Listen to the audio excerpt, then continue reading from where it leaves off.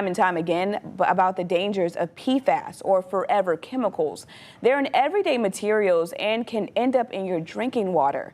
That can also cause long-term health problems like cancer. Now the Environmental Protection Agency is implementing the first ever national standard limiting forever chemicals in drinking water. Sarah Hammond has the details. It's a move that will protect more than 100 million people, according to the EPA.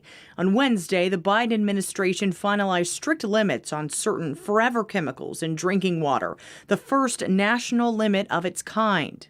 Everyone should be able to turn on the tap and know that the glass of water they fill is safe to drink. The nonprofit Environmental Working Group analyzed Department of Defense data and found 4 military installations with some of the highest levels of forever chemicals in the groundwater are in Hampton Roads. 13 News Now told you in February, thousands of drinking water samples taken right off of military bases across the country showed what the EPA now officially deems unsafe levels of PFAS, including at Naval Air Station Oceana. Once they get into the water, they can spread out from the bases into surrounding areas.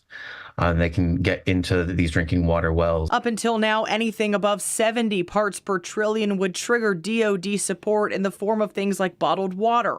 Now that number drops to 4. Water systems across the country will have 3 years to monitor for those chemicals and an additional 2 years to implement new technology to cut down on PFAS. The new rule will cost an estimated $1.5 billion each year to implement, but the EPA says doing so will prevent nearly 10,000 deaths over decades. In anticipation of this change, the DoD told 13 News Now in a statement back in February they were already assessing how to incorporate the regulatory standard into their current cleanup process. Sarah Hammond, 13 News Now.